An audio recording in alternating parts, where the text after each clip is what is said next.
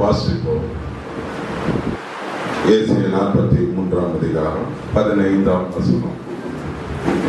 ஏசாயா 43ஆம் அதிகாரம் 15ஆம் வசனத்தை யாவரும் சேர்ந்து வாசிப்போம். நானே உங்கள் பரிசுத்தராகிய கர்த்தரும் இஸ்ரவேலின் சிருஷ்டிகரும் உங்கள் ராஜாவுமானவர். நானே உங்கள் பரிசுத்தராகிய கர்த்தரும் சிருஷ்டிகரும் உங்கள் ராஜாவுமானவர். கர்த்தர் நம்முடைய சிருஷ்டிகராய் விளங்குகிறார். இஸ்ரவேல் ஜனங்களுக்கு எப்பொழுதும் ஒரு பெரிய மனப்பான்மை என்னவென்றால், கர்த்தர் தங்களை மட்டும்தான் சிருஷ்டித்தார் என்று நினைப்பார்கள். அவர் தங்களுக்கு மட்டும்தான் உரிய ஒரு தேவனா நினைப்பார்கள். ஆனால் அவர் அப்படிப்பட்டவர் அல்ல. சகல பூமிக்கும் ராஜாவாக, சகல ஜனங்களுக்கும் அவர் சிருஷ்டிகராக, சகல மக்களுக்கும் அவர் சொந்தக்காரராக, உரிமையாளராய் விளங்குகிறார். நன்றாக புரிந்து கொள்ளுங்கள். தேவன் நம்முடைய சிருஷ்டிகராய் இருக்கிறார். வேதம் சொல்கிறது, தேவன் மனிதனை தன்னை போலவே சிருஷ்டித்தார். மனிதர்கள் என்று சொல்லப்படும் பொழுது அத்தனை மனிதர்களுக்கும் தேவன் பொதுவானவராய் வந்து நிற்கிறார். ஆங்கிலத்தில் God is a common noun. நவுன்ல நாம் படிப்போம் கிராமர்ல. God is a common noun. அது ஏதோ ஒரு குடும்பத்துக்கோ ஒரு சொந்தத்துக்கோ ஒரு குலத்துக்கோ சொந்தமானதா இருந்தா அது தேவன் என்பது பொதுவான பெயர். அது ஏதோ ஒரு குடும்பத்துக்கு சொந்தமான பெயர் அல்ல. குடும்பத்துக்கு சொந்தமானதாய் மாறும் பொழுது, ஒரு இனத்துக்கு ஒரு குலத்திற்கு சொந்தமாய் மாறும் பொழுது அது குல தெய்வம் என்று தனியாக அழைப்பார்கள். ரெண்டு நண்பர்கள் பேசிக் கொண்டிருப்பாங்க.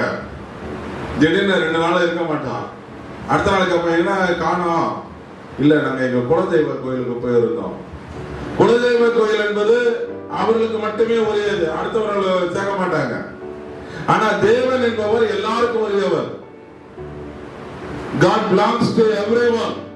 அனைவருக்கும் அவர் உரிமையாளர். ஒருவருக்கு அல்ல, படைத்தவர், படைப்பாளிகள் அனைவருக்கும் சொந்தக்காரர். ஆமென். தேவன் மனிதனை படைத்தார். மனுக்குலம் முழுமைக்கும் அவர் சொந்தக்காரராக இருக்கிறார். அனைவருக்கும் அவர் உரியவர். வேதத்தில் வாசிக்கிறோம், தேவன் சிருஷ்டிகராக இருக்கிறார். இந்த உலகத்தினுடைய நிலைமை என்னவென்றால், ரோமர் 1:25 அங்க அப்போஸ்தலனாகிய பவுல் மிக அழகாக எழுதுகிறார், ஜனங்கள் மக்கள் சிருஷ்டிகரை நோக்காமல் சிருஷ்டியை சேவித்தார்கள்.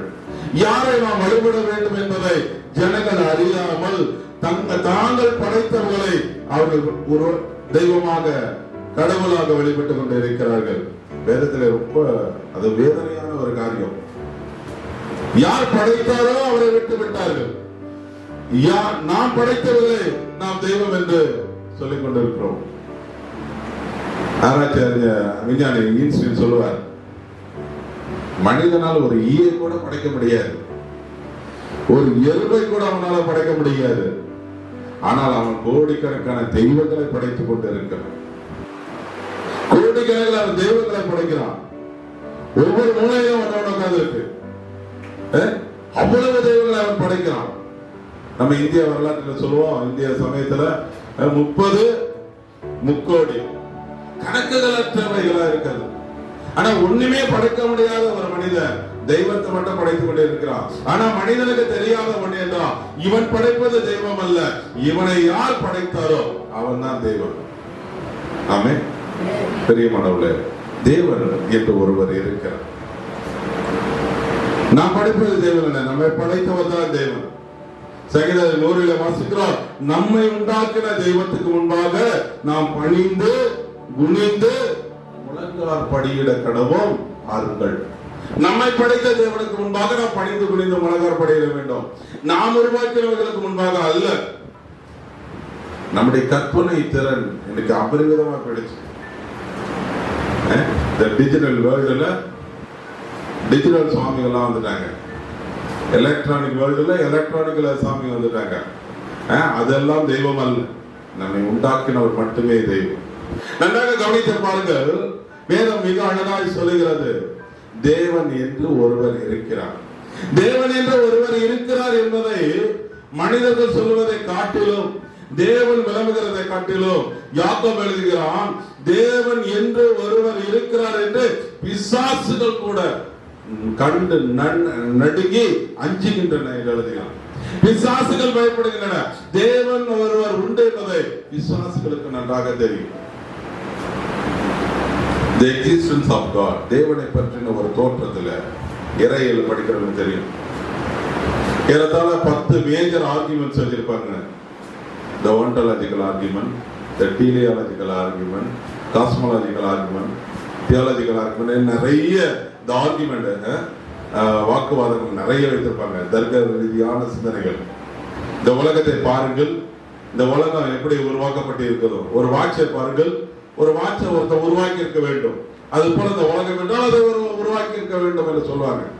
ஒரு மனிதன் சன்மார்க்க வாழ்க்கையை நடக்கிறான் என்றால் சன்மார்க்க வாழ்க்கையை அவனுக்குள்ள வைத்த ஒருவர் இருக்கிறான். அவனை போல ஒரு சன்மார்க்க இருக்கிறபடினால்தான் அவன் சன்மார்க்க வாழ்க்கைக்கு நேராக அவன் வருகிறான் என்று சொல்வார். பிசாசு என்று ஒன்று இருக்கும் பொழுது தேவன் என்று ஒருவர் இருக்க வேண்டும் என்று சொல்லி தியாலஜிக்கல் ஆர்குமெண்ட்ல போவாங்க. முடிவு நோக்கு வாதம். அந்த வாதத்துல இந்த உலகத்துல இருக்கிற எல்லா பொருள்களுக்கும் கடைசியில இறுதியான ஒரு பொருள் இருக்க வேண்டும். டார்வின் சொல்லுவான், இந்த உலகம் எல்லாம் குறைகள், மனிதன் குறைகள் இருந்து வந்தான். எப்போ வந்தான்? 3 கோடி ஆண்டுகள். அப்படின்னா கற்பனை ஏன் மாறல? எல்லாம் பரிமாண வளர்ச்சி அடைந்தது. சரி, ஒத்துக்கொள்ளலாம், பரிமாண வளர்ச்சி அடைந்தது. ஓகே, அப்ப பரிமாண வளர்ச்சி அடைந்த பொழுது கர்ப்பாம்பூச்சியா மாறல.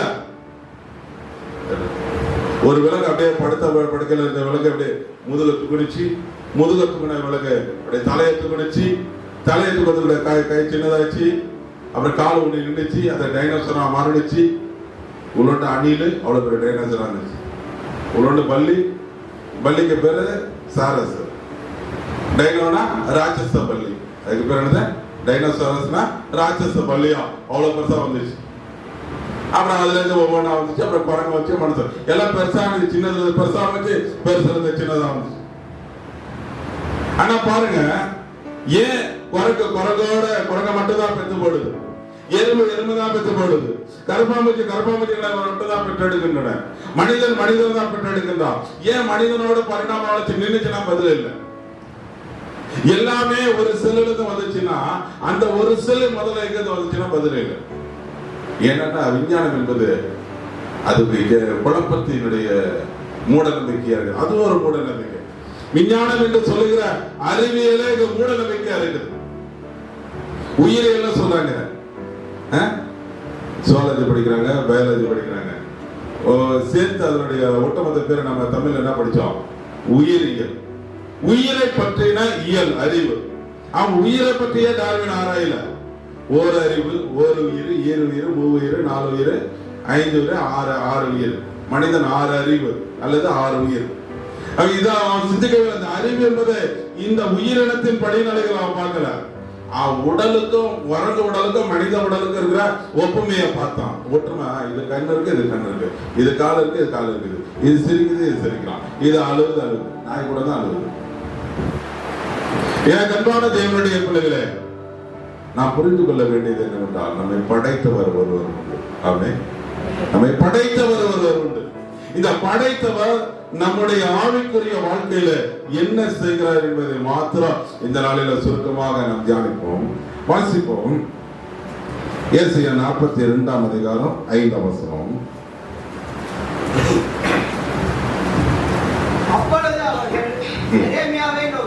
ஏசாயா 42:5. வானங்களை சிருஷ்டித்து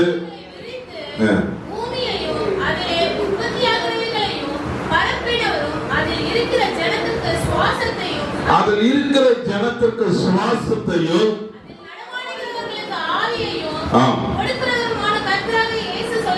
இங்கு கர்த்தர் சொல்லுகிறது என்னவென்றால், இந்த பூமியை படைத்து, இந்த பூமியை சிருஷ்டித்து, உயிரினங்களை சிருஷ்டித்து, அவைகளுக்கெல்லாம் சுவாசத்தை கொடுத்து, அவைகளுக்கெல்லாம் ஜீவனை கொடுக்கிறவர் தேவன் என்று வாசிக்கிறார். மனிதனையும் விலங்குகளையும் தேவன் களிமண்ணால தான் படைத்தார். களிமண்ணாலே அவர்களை படைத்து வைத்திருக்கிறார். எல்லாம் களிமண் தான். மனிதன் என்கிற தமிழ் வார்த்தையில தான் மேன் என்கிற ஆங்கில வார்த்தையே வந்தது. இந்த மனிதனுங்கிற வார்த்தைக்கான மூலப்பொருள் மண் என்பதுதான். மண். ஆதாமுக்கான தமிழ் ஆதாம் என்பதற்கான மீனிங் செந்நிற மண், சிகப்பு மண். பாருங்க, எல்லாம் மண்ணு தான். இந்த மீனிங் இட்செல்ஃப், அந்த மீனிங் நீங்க பார்த்தாலும் அர்த்தம் பார்த்தாவே அதுவும் மண்ணு தான். இந்த மண்ணாகிய இந்த மனிதன், மண்ணோடு ஒப்பான இந்த மனிதன், களிமண்ணால்தான் பறவைகளை படைத்திருக்கிறார், களிமண்ணால்தான் மனிதனை படைத்தார், களிமண்ணால்தான் சிங்கப்புலி, யானை, கழுதை எல்லா விலங்குகளையும் படைத்தார், களிமண்ணால மனிதனை படைத்தார். இந்த ரெண்டு விலங்கு, இந்த ரெண்டு பொருட்களுக்கும் இடையில ஒரு சின்ன ஒரு நூலளவு வித்தியாசம். மனிதனை படைக்கும் பொழுது அவனை 3 கூறுகளாக படைத்தார், விலங்குகளை படைக்கும் பொழுது 2 கூறுகளாக படைத்தார். விலங்குகளுக்கு ஒரு உடல் இருந்தது, கடைசியில் அவர்களுக்கு ஒரு உயிரை கொடுத்தார். மனிதனுக்கு உடல் இருந்தது, அதற்குள்ள உயிர் இருந்தது. இந்த உயிரையும் தாண்டி சிந்திக்கத்தக்க உள்ளம் என்கிற ஆன்மா என்கிற பகுத்தறிவோடு அவனை படைத்தார். 3 கூறுகளாக படைத்தார்கள்.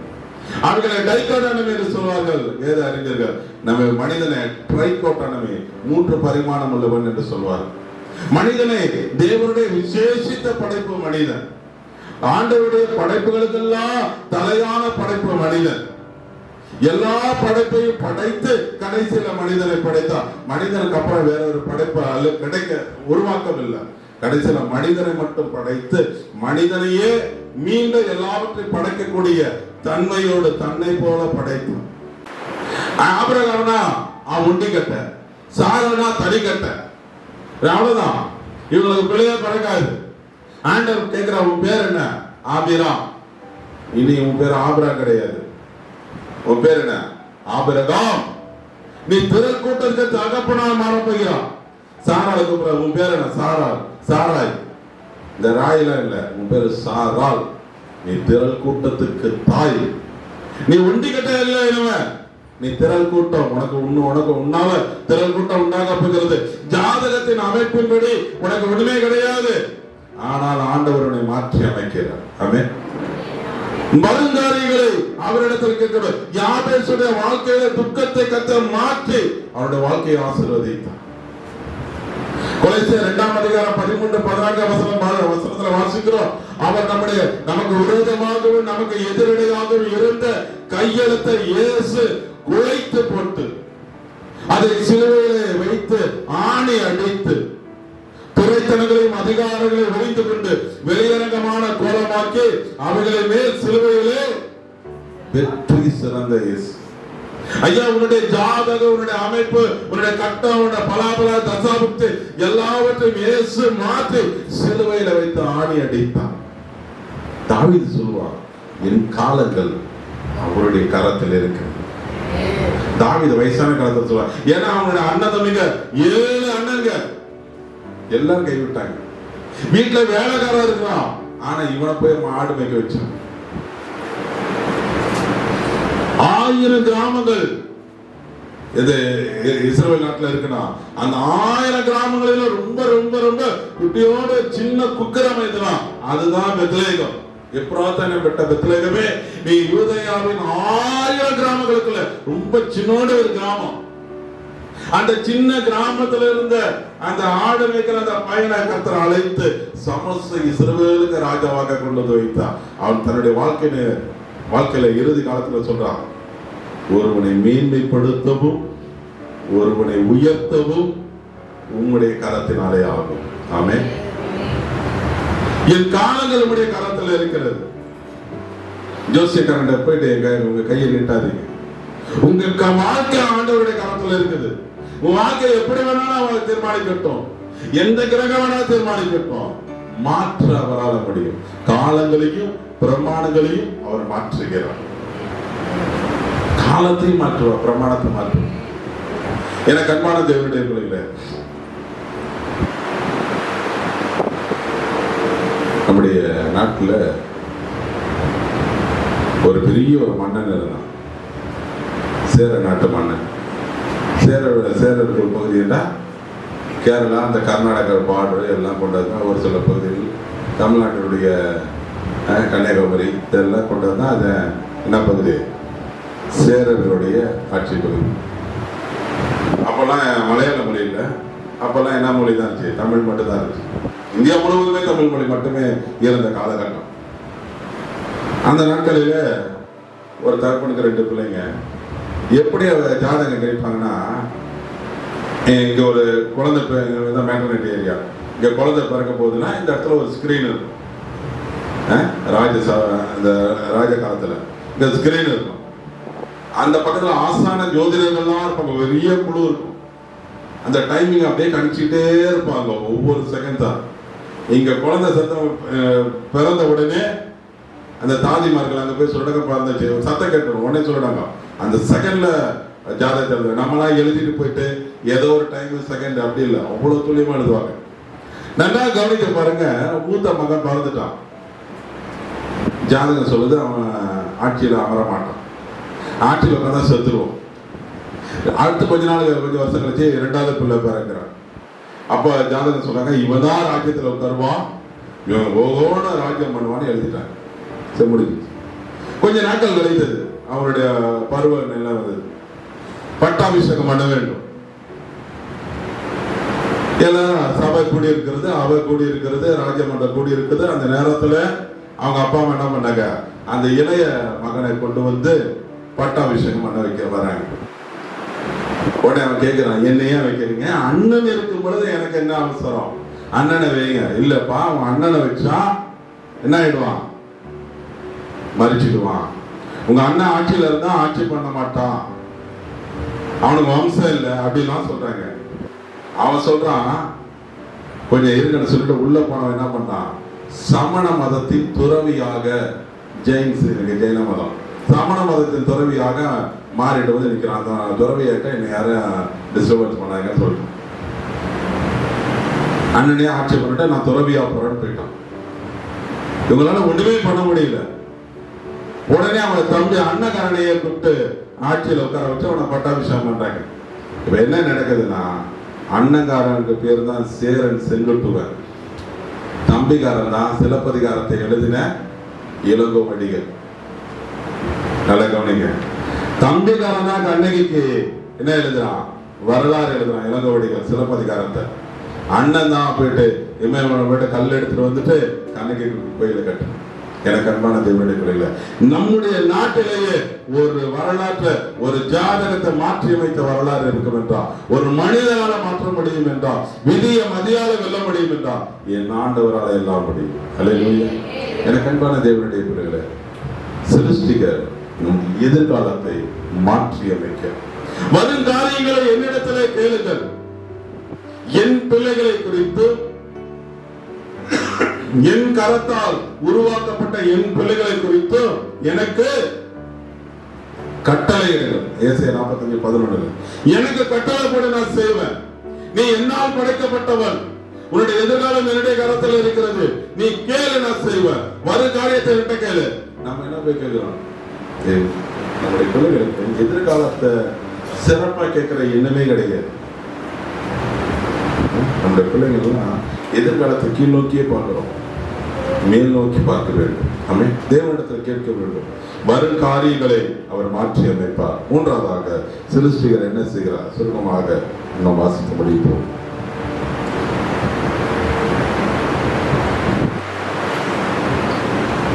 வாசிப்போம். ஏசாயா 43ஆம் அதிகாரம் 1ஆம் வசனம் 2ஆம் வசனம். இப்பொழுதும் யாக்கோபே, உன்னை சிருஷ்டித்தவரும் உன்னை உருவாக்கினவருமாகிய கர்த்தர் சொல்லுகிறது என்னவென்றால், நீ பயப்படாதே, நான் உன்னை மீட்டுக் கொண்டேன், நான் உன்னை பேர் சொல்லி அழைத்து நீ என்னுடையவன். நீ தண்ணீர்களை கடக்கும் போது நான் உன் கூட இருப்பேன், நீ ஆறுகளை கடக்கும் போது அவைகள் உன்மேல் புரளுவதில்லை, நீ அக்னியில் நடக்கும் போது வேகாதிருப்பாய், அக்னி ஜுவாலை உன் பேரில் பற்றாது. இப்போதும் யாக்கோபே, உன்னை சிருஷ்டித்தவரும் உன்னை உருவாக்கினவரும் ஆகிய கர்த்தர் சொல்லுகிறார், நான் உன்னை படைத்து நான் உன்னை உருவாக்கினேன், நீ என்னுடையவன், நீ பயப்படாத. பயப்படுறதுக்கு அவருடைய பேர் கிடையாது. பயப்படுறதுக்கு அவர் ஒன்றும் சாமி கிடையாது, கண்ணை குத்திட்டு சொல்றதுக்கு. அவர் உன்னை படைத்த ஒரு தகப்பன். கிறிஸ்துவத்துக்கும் மற்றவர்களுக்கும் உள்ள ஒரு பெருத்த வித்தியாசம் என்னவென்றால், அடிமை முறையும் தகப்பன் மகன் என்கிற உறவு தான் நீங்கள் பார்க்கிறோம். மற்ற மதங்களில் தெய்வத்தை வழிபடும் பொழுது அது அவர்கள் காலில் போய் விழணும் அப்படின்னு ஆசைப்படுறாங்க. காலில் விழணும். ஏன்னா அடிமைக்கு அடிமையோட காலில் தான் போயிடுவாங்க. தாய் தகப்பனோட ஆசீர்வாதம் வாங்குறது வேற. ஆனா ஒரு பயம் இருக்கும், கடவுள்னா ஒரு பயம். ஆனா கிறிஸ்தவத்துல கடவுள்னா பயம் இல்ல, கடவுள் என்பவர் உறவு. அவர் அப்பா, நீ மகன். அப்பா மகன். மகன் தவறு செய்த பொழுது மகனை மீட்பதற்காக அப்பாவே மகனாக வந்து அவனை மீட்டு மகனா உட்கார வச்சுட்டு மீண்டும் போய் அவர் பிதாவா அமர்ந்தார் என்பதுதான் கிறிஸ்தவத்தினுடைய கொள்கை. நன்றாக கவனித்து பாருங்கள் பிரியமானவர்களே, நம்முடைய தகப்பன் நம்ம கூடவே இருக்கிறார். ஆமென். கூடவே இருக்கிறார். நான் உன்னை சிருஷ்டித்தேன், நான் உன்னை உருவாக்கினேன், நீ பயப்படாதே, நீ எனக்கு சொந்தமானவன், நீ எனக்கு சொந்தமானவன்.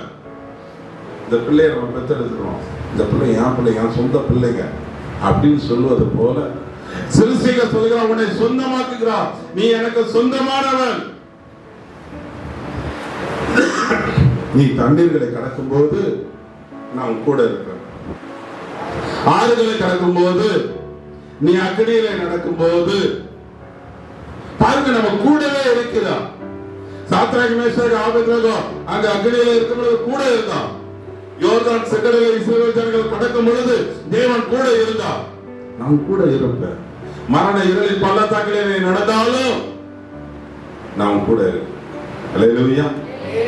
சீடர்களை பார்த்து சொல்கிறார், பூமியின் கடைசி வரைக்கும் நீங்க போங்க, இதோ உலகத்தின் முடிவு பரியந்தம் சகல நாட்களிலும் நான் கூடவே இருக்கிறேன். சகல நாட்களிலும் நான் கூட இருக்கிறேன். ஒரு நாளுக்கு கூட இருப்பாரு, மறுநாள் இல்ல, எல்லா நாட்களிலும் கூட இருக்கிறார். என்ன அர்த்தம்? நான் உன்னை படைச்சேன்பா, நான் தான் உன்னை படைச்சேன், நான் தான் உன்னை சிருஷ்டித்தேன், நான் உன்னை விட்டு விலக மாட்டேன், நீ எனக்கு சொந்தமானவன், நீ எனக்கு சொந்தமான பொருள், நான் உன்னை விட்டு விட மாட்டேன். ஆமென். இரவில கூட என்னை நிம்மதியா இருக்க வைக்கிறார். அல்லேலூயா சொல்லுவோமா? நிறைய பேருடைய படுக்க நிம்மதியா இல்லை, நிம்மதி இல்லை. இரவில நிம்மதியாக கீதம் பாட வைக்கிறவர் அவர். என் வாழ்க்கையில நிம்மதியை கொடுக்கிறவர், என்னை சிருஷ்டித்தவர், என்னை சிருஷ்டித்தவர், என்னை அம்போடு விட்டுட்டு போகிறவர் அல்ல.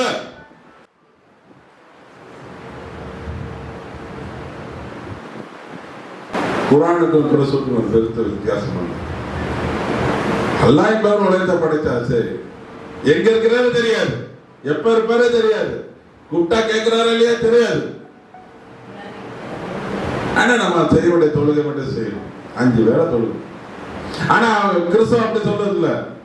யோபு சொல்லுவான், வரையாடுகள் ஈண்டு காலத்தை நீ அறிவாய், அது பிள்ளை பெற்றுட்டு காட்டு கலதைய பிள்ளைய பெற்றுட்டு அது போட்டுட்டு போயிடும். இப்படிதான் தெய்வத்தை அவங்க பாக்குறாங்க. தெய்வம் பிள்ளைய படுக்கிற தூக்கிப்பட்ட போயிடுது, அதுக்கப்புறம் என்னாச்சுன்னு தெரியாது. ஆனா ஆண்டவர் அப்படிப்பட்டவர் அல்ல. அப்படி ஒரு கொள்கையை கிறிஸ்தவம் கற்றுக் கொடுக்கவில்லை. படைத்த தேவன், என்னை உண்டாக்கினவர், இரவில கூட நிம்மதியா என்னை பாடல் பாடி மகிழ்ந்திருக்க செய்கிறார். ஆமென். என்னுடைய வாழ்க்கை மகிழ்ச்சியா இருக்க பண்ணுகிறார். என் புலம்பலை ஆனந்த களிப்பாக மாற்றுகிறார். என் வேதனையை துடைக்கிறார், என் கண்ணீரை துடைக்கிறார், என் காவலையை போக்குகிறார். என்னுடைய இரவில கூட நான் நிம்மதியா படுத்திருப்பேன். நான் தூங்கும் பொழுது அவருடைய இன்பம் தூக்கம் இன்பமா இருக்கும். கர்த்தர் தமக்கு சித்தமானவனுக்கு பிரியமானவனுக்கு நித்திரை அளிக்கிறார். நிறைய பேருக்கு தூக்கம் வரல, ராத்திரியில புலம்பு, ராத்திரியில பயம், ராத்திரியில ஏதோ ஒண்ணு வருது, நோய் அழுத்துது, அப்படி இப்படி ராத்திரி நேரத்துக்கு சொப்பனங்க, இரவில் உண்டாகும் பயங்கரங்க. ஆனா இரவிலும் என்னை கீதம் பாட அனுமதிக்கிற தேவன். அல்லேலூயா. என்னை சிருஷ்டித்தவர் என்னை அம்போடு என்று விட்டு விடாமல் என் வாழ்க்கையில மகிழ்ச்சியோடு தூங்கும் பொழுது மகிழ்ச்சியோடு வைக்கிறார். காலையில நான் விழிக்கும் பொழுது அவர் சாயலால் திருப்தியாவே, ராத்திரி தூங்கும் பொழுது மகிழ்ச்சியோடு தூங்குவேன். அல்லேலூயா. என்னை சிருஷ்டித்தவர் அவர் செய்யும் பங்கு. கடைசியாக ஒரே ஒரு வார்த்தையை நாம் வாசித்து முடிப்போம். ஏசாயா 66ஆம் அதிகாரம் 2வது வசனம்.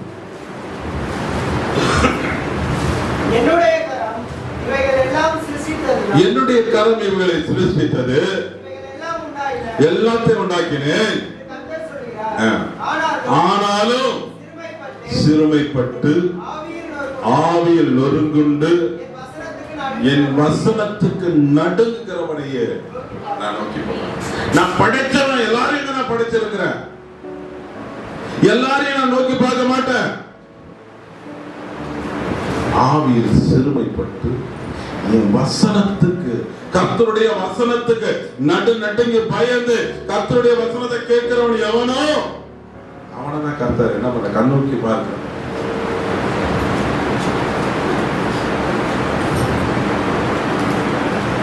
ஒரு நாசினை கேட்டாங்க. ஒரு முடிவெட்ட கடையில போயிட்டு உட்காந்துட்டு பேசினாங்க. இல்லை கடவுள்லாம் ஒன்றும் இல்லைப்பா, நீ எப்போ இந்த வசனம்லாம் வச்சுக்க தூக்கி போடுப்பா அப்படின்னா. கடவுளும் ஒன்றுனா அவர் என்ன பண்ணணும்?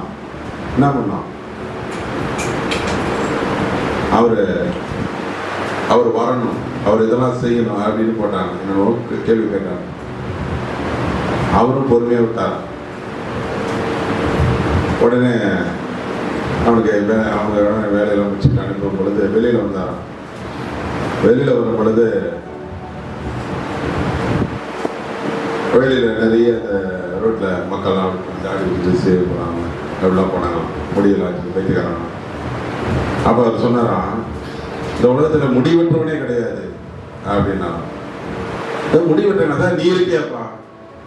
முடிவெற்றவனும் ஒருத்தர் இருந்தாங்கன்னா அவங்ககிட்ட என்ன பண்ணும்? அவன் போய் அவங்கள வெட்டணும். அது எப்படிங்க? அவங்க தான்ப்பா உங்ககிட்ட வரணும். அதே தாங்க நான் சொல்றேன். கடவுள்னு ஒருத்தர் இருக்கிறாருன்னா அவர்கிட்ட நீ வரணும், அவர்கிட்ட நீ தான் வரணும். அவர் உங்ககிட்ட வரணும் அவசியம் இல்லை. நீ போ. கடவுள் என்ன பண்றாரு? வசனத்துக்கு பயப்படுறானா, ஆவில சிரமப்பட்டிருக்கிறானா, அவன் கர்த்தருடைய வசனத்துக்கு நொறுங்கட்ட இதயத்தோடு இருக்கிறானா பாக்குறாரு. ஒருத்தர் வந்து 2 பேரும் தேவாலயத்துக்கு போனாங்க. ஒருத்தர் கையெழுத்து, ஆண்டவரே வாரத்துக்கு 2 தடவை உபவாசிக்கிறேன், தசமாக கொடுக்கிறேன், காணிக்க கொடுக்கிறேன், இந்த ஆயக்காரனை போல இல்ல, நான் ஒழுங்கா இருக்கிறேன், கற்பனைகளை பின்பற்றுகிறேன். சரி, அவனை கண்டுக்கவே இல்லை. வாசல்ல ஒரு ஆயக்காரன் இல்லை நின்னா மார்பிளை அடித்துக் கொண்டு தலையை தூக்கி பார்க்க திராணியற்றவனாக மார்பிளை அடிச்சுக்கிட்டு, ஆண்டவரே பாவியா என் மேல இரக்கமாயிருக்கு ஜெபிச்சான். ஆண்டவர் சொன்னாரு, இந்த உள்ள இருக்கிறான அவன் இல்ல, வெளியில ஜெபிச்சான் பாரு, அவன் தான் நீதிமானாக்கப்பட்டான். காரணம் என்ன? அவனுடைய இருதயம் நெருங்கி இருந்தது. நொறுங்கப்பட்ட நொறுங்குண்ட இருதயத்துக்கு கர்த்தர் சமீபமாக இருந்து நறுங்குண்ட ஆவியலர்களை ரட்சிக்கிறார். சிருஷ்டிகர் என்ன செய்கிறார்? உன்னை படைத்தவர் என்ன செய்கிறார்? அவர் கடைசியாக உன்னை கண்ணோக்கி பார்க்க, தாழ்மை உள்ளவனா இருக்கும் பொழுதுதான் உனக்கு கிருபையை கொடுப்பார். நீ வியாதி உள்ளவனா இருந்தாதான் அவனுக்கு மருத்துவராக இருப்பார். அவருக்கு வசனத்துக்கு நீ கீழ்ப்படிந்து நடந்தாதான் உன் பக்கம் அவர் கண்ணோக்கி பார்ப்பார். சிருஷ்டிகர் நம்மை கண்ணோக்கி பார்க்கிறார். எனக்கு அன்பான தேவனுடைய பிள்ளைகளே, அவர் அம்போடு விட்டுட்டு போறவர் அல்ல. உங்ககிட்ட ஒன்னே ஒண்ணு எதிர்பார்க்கிறார், ஒரு நல்ல உள்ளம், நொறுங்குண்ட இருதயம், ஆண்டவருக்கு வசனத்துக்கு பயப்படுகிற ஒரு எண்ணம், அவருடைய வார்த்தைகள், அதுக்கெல்லாம் பயப்படுகிற உனக்கு ஒரு இருதயம் இருக்கும் என்றால் கர்த்தர் உன்னை கண்ணோக்கி பார்ப்பார். ஆமென். உன்னை சிருஷ்டித்தவர் உன்னை கண்ணோக்கி பார்ப்பார். கண்களை மூடி கர்த்தரை நோக்கி பார்ப்போமா? அல்லேலூயா. நன்றி ஆண்டவரே.